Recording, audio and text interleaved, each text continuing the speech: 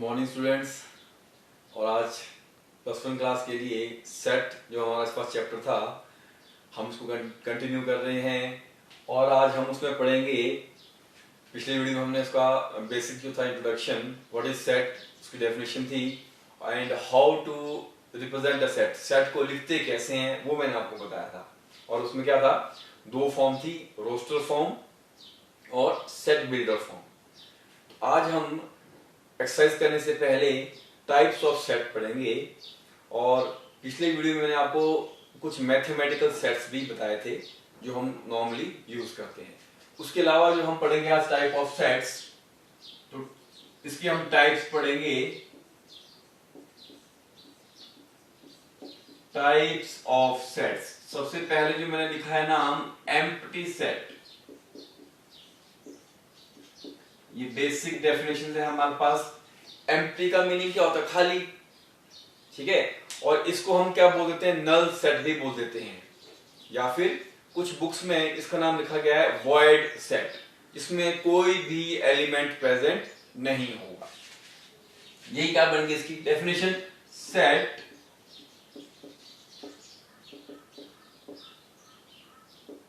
which has no element। ठीक है, example देखो इसमें आपके पास, मैंने लिखा आपके पास A is set of natural number. Set में हमने क्या लिखने हैं, नेचुरल नंबर लेने हैं, पर कौन से लेने हैं, less than 1।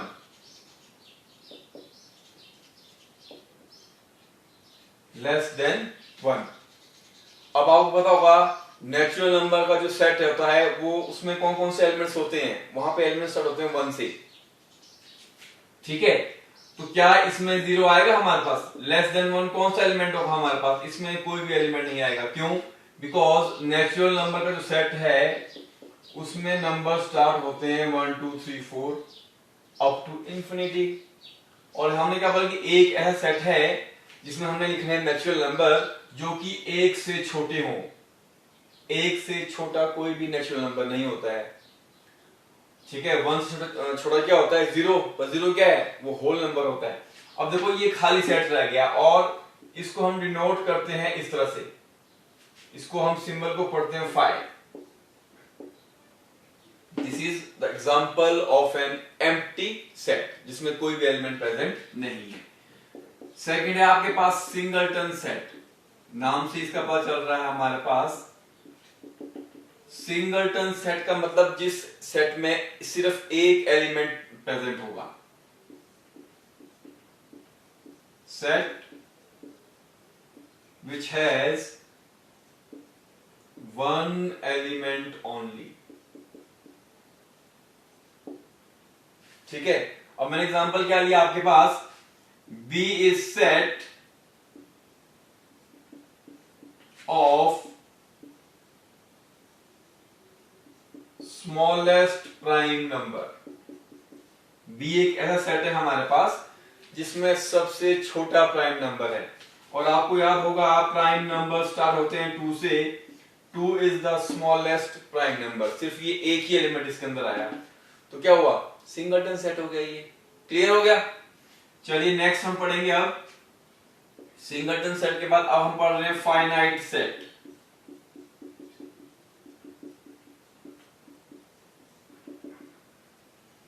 Set which has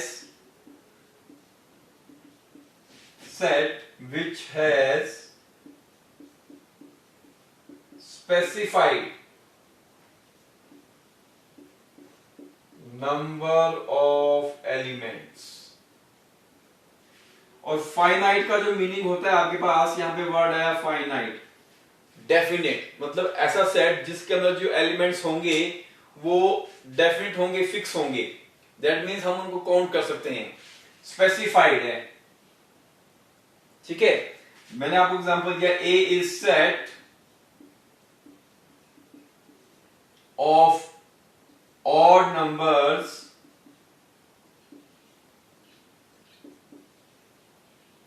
less than 6। अब ए जो सेट हमारे पास है इसमें वो सारे के सारे ऑड नंबर हमें लिखने हैं जो कि 6 से छोटे होंगे। 6 से छोटे और नंबर कौन से? 1, 3, 5। तो ये यहां मैंने स्पेसिफाई कर दिया है कि कितने एलिमेंट्स इसके अंदर आएंगे। फाइनाइट है वो, मतलब काउंटेबल है। क्लियर हो गया? फॉर एग्जाम्पल जैसे आप लोग +1 क्लास हो, +1 क्लास में 30 स्टूडेंट है हमारे पास, वो भी कैसा सेट हो गया हमारे पास? Finite set. Fourth one is infinite. I think अब इसका तो आप बता ही दोगे।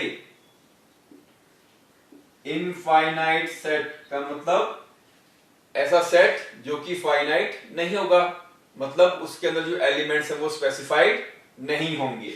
Set which is not finite.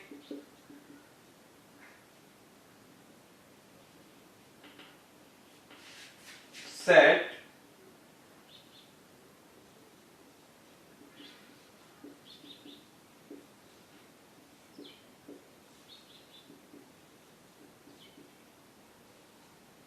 Which is not finite. और इसका एग्जांपल देखिए, पहला मैंने लिया set of natural number. Mathematical set है हमारे पास और ये हम पहले पढ़ चुके हैं। तो नेचुरल नंबर में हमारे पास क्या है?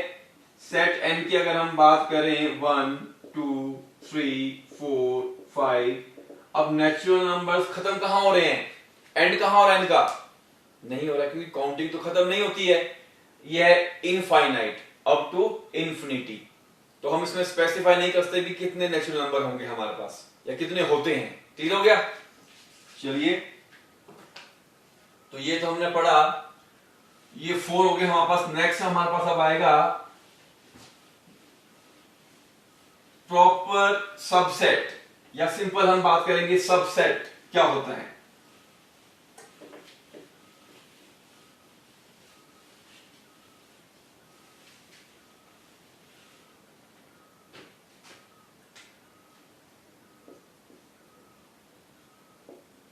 ये 5th हो गया हमारे पास।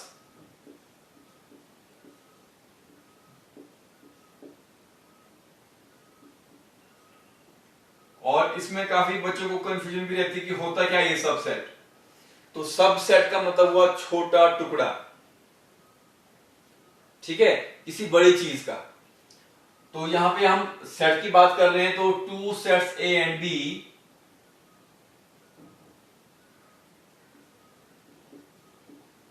For 2 sets A and B. मैंने कोई 2 सेट लिए ए और B.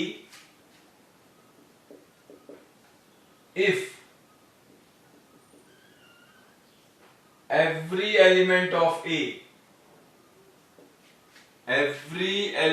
of A is present in B, but all the elements of B are not present in A, then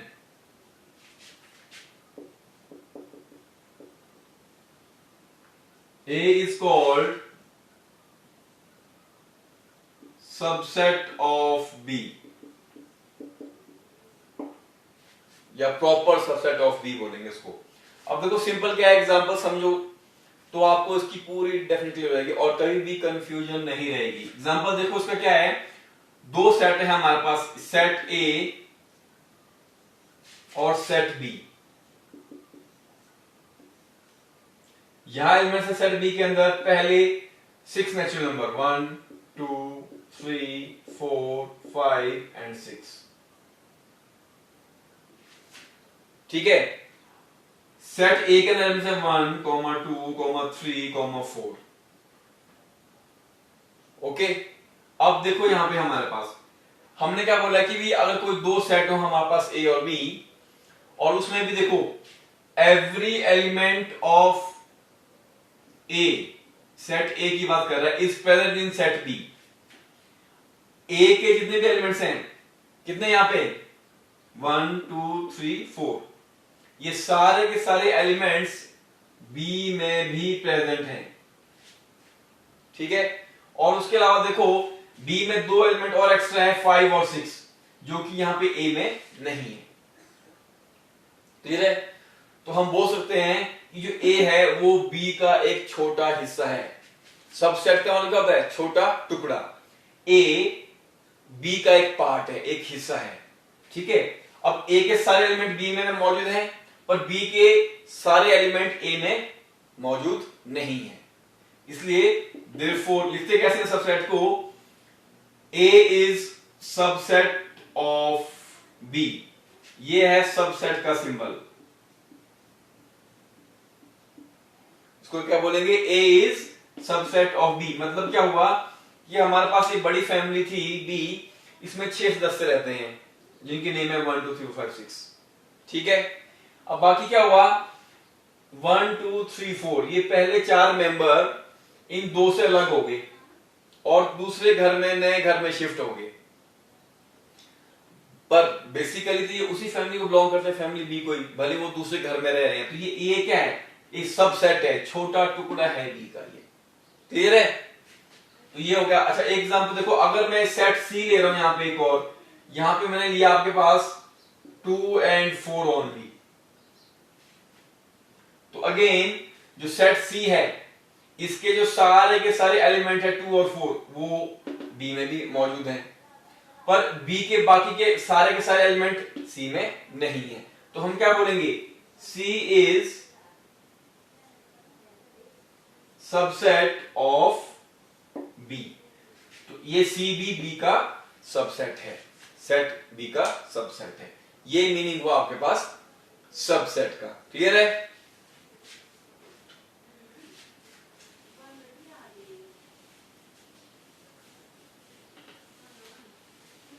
अब इसके बाद हमारे पास आया equal set.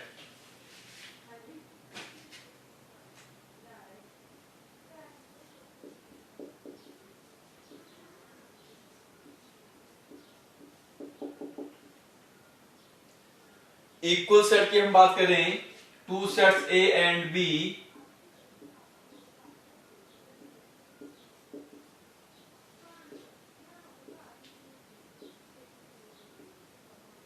Are equal if, दो कंडीशन है यहां पे। नंबर 1,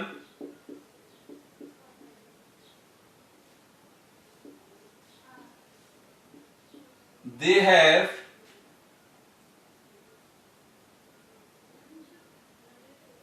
यहां पे मैं एक ही कंडीशन में इसको बता रहा हूं आपको, if they have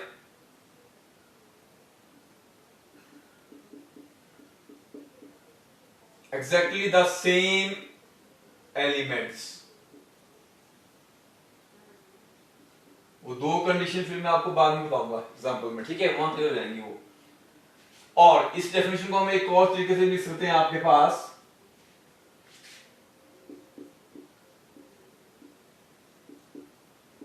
to sets A and B are equal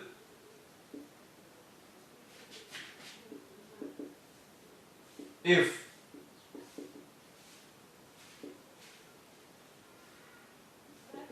every element of A is present in B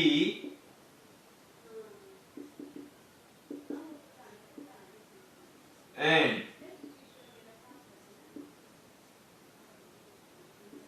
every element of B is present in A। मतलब देखो क्या हुआ, दैट इज, इसका मीनिंग ये हुआ मैथमेटिकल लैंग्वेज में कि A होना चाहिए, A is subset of B and B is subset of A।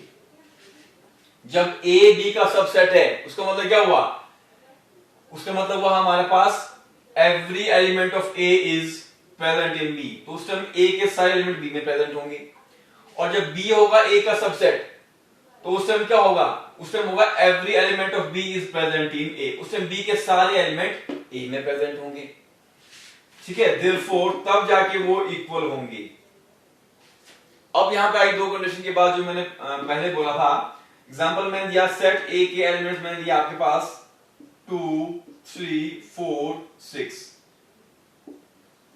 Set B के एलिमेंट्स मैंने क्या दिया आपके पास 2 4 6 3। अब देखो ए के एलिमेंट्स कौन से हैं 2 3 4 6 और ए में कितने एलिमेंट है हमारे पास 4 एलिमेंट है हमारे पास। तो number of element in set ए में 4 एलिमेंट है टोटल और सेट बी में भी हमारे पास 4 ही एलिमेंट हैं। तो पहली कंडीशन क्या होगी दोनों में बराबर एलिमेंट्स होने चाहिए। एक चीज देखनी है आपने कि दो सेट जब इक्वल हो हैं कि नहीं है तो क्या चीज देखनी है कि क्या दोनों में बराबर एलिमेंट्स हैं। तो ए और बी में यहां दोनों में बराबर एलिमेंट्स हैं, ये होगी पहली कंडीशन। दूसरी कंडीशन क्या है वो एग्जैक्टली सेम होने चाहिए।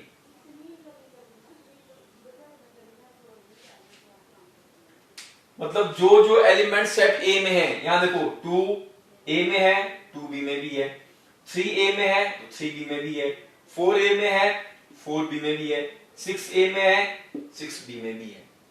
तो और साथ में वो बिल्कुल सेम एलिमेंट होने चाहिए। कैसे होने चाहिए तब जाके वो इक्वल होते हैं। Therefore A is equal to B. ये हो गया हमारे पास इक्वल सेट की बात। क्लियर है आपके पास।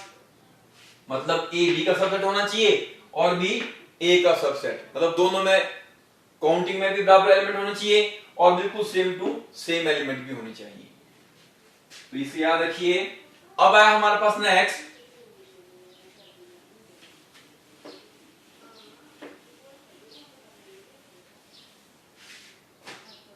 Equivalent set.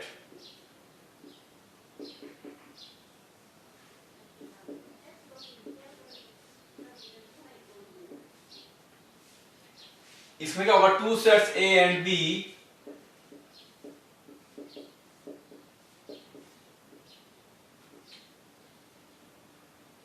are called equivalent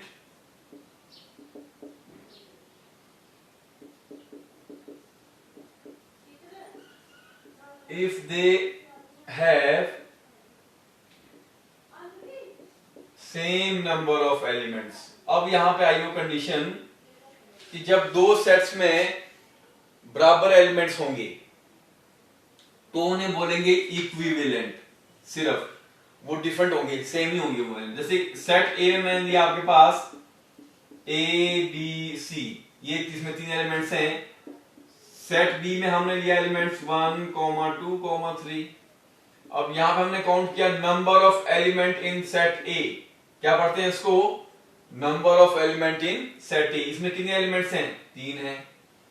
और यहां भी देखा हमने number of element in set B, यहां भी काउंट किए वो 3 है हमारे पास। तो मतलब ये इक्विवेलेंट सेट्स हैं। इक्वल नहीं है बराबर नहीं है पर कैसे हैं इक्विवेलेंट एक जैसे हैं। क्लियर हो गया। Therefore A and B are equivalent। अब अगर मैं यहां पे सेट सी लेता हूं आपके पास और मैंने लिए elements 2 3 4। Again number of element in set C, यहां भी 3 एलिमेंट हैं। और यहां चीज ध्यान से देखो बी के एलिमेंट्स कौन कौन से हैं 1 2 3। सी में कौन से एलिमेंट्स हैं हमारे पास 2 3। ये दो सेम हो गए और चौथा अलग है।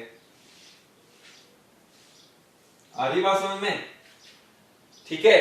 अगेन बी और सी भी कैसे सेट्स हैं इक्विवेलेंट हैं एक जैसे हैं पर इक्वल नहीं है बराबर नहीं है। बराबर कब होते अगर ये तीसरा एलिमेंट भी इनका बिल्कुल सेम होता। क्लियर है। तो अगेन ऑल्सो यहां पे हम क्या लिखेंगे set B and C are equivalent. ये इक्विवेलेंट मतलब एक जैसे हैं। क्लियर हो गया आपके पास। चलिए और आज इसके बाद जो लास्ट हमारे पास है वो है हमारे पास power set.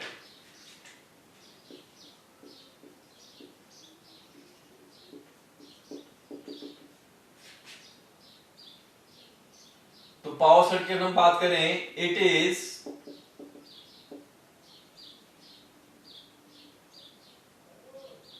collection of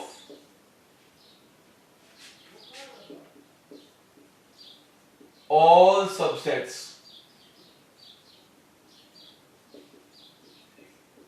of given set A.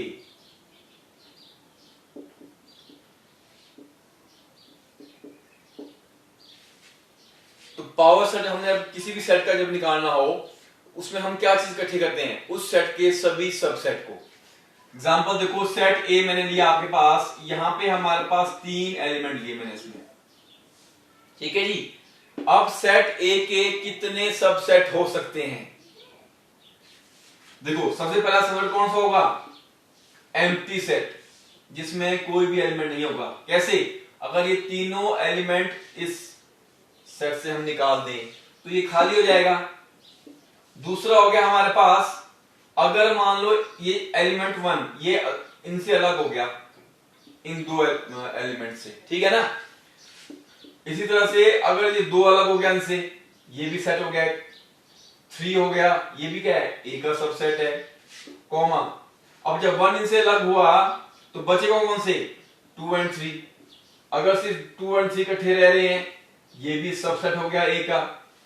फिर उसके बाद 1, 2 ये इकट्ठे रह रहे हैं, उसके बाद 1, 3 और लास्ट में ये जो सेट ए है वो खुद।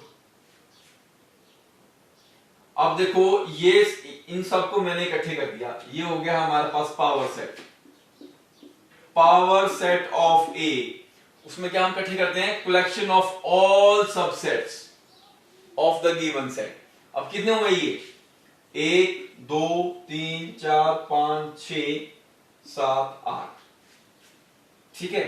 तो गिवन सेट ए के कितने सबसेट हुए? 8 सबसेट पॉसिबल है। तो इसकी जो पावर हुई हमारे पास, power of set A is, वो होगी 8, कि इसके 8 सबसेट होंगे और उसी कलेक्शन को हम बोलते हैं पावर सेट। क्या बोलते हैं हम उसको? Power set. अच्छा, अब ये तो सेट ए में मैंने सिर्फ आपके पास 3 ही एलिमेंट लिए, पर हमारे पास सेट्स में एलिमेंट ज्यादा होते हैं, 10, 15, 20, 50, 100। तो उस केस में उसकी पावर कैसे निकालनी है? उसके लिए फॉर्मूला हमारे पास क्या है? Power set of any element of, power set जब निकालना है किसी भी सेट का, उसके फॉर्मूला है 2 raised to power n। This is formula to find power of set, ठीक है। और यहां पे जो n हमारे पास है, n है हमारे पास number of element present in the set. जैसे देखो सेट ए में हमारे पास नंबर ऑफ एलिमेंट कितने थे सेट ए के? इसमें 3 ही एलिमेंट थे, तो इसकी पावर क्या हो जाएगी? पावर सेट क्या बन जाएगी? बन जाएगा 2 raised to power 3, क्योंकि n की वैल्यू यहां पे 3 है, और 2 raised to power 3 का मतलब क्या हुआ? 2 into 2 into 2, तो आ गया वो 8। और यहां मैंने वो 8 सबसेट आपको बना के भी दिखाए थे। अब मान लो इसी तरह से हमने पावर सेट निकालनी है एलिमेंट बी की, और मान लो बी में हमारे पास 5 एलिमेंट हैं, ठीक है। अब सेट बी हमने यहां पे लिया, इसमें है हमारे पास 2, 4, 6, 8, 10 ये एलिमेंट है, 1, 2, 3, 4, 5। इसके पावर सेट निकालना है तो क्या होगा? वो 2 raised to power 5, तो कितना आएगा हमारे पास? 2 को हम 5 टाइम जब करेंगे मल्टीप्लाई तो वो आएगा 32। तो इसके पावर सेट में सेट बी के 32 सबसेट इकट्ठे होंगे, ठीक है जी। तो ये बेसिक हमारे पास टाइप ऑफ सेट्स थे। अब हम कल के वीडियो में करेंगे एक्सरसाइज आपकी फर्स्ट। Thank you.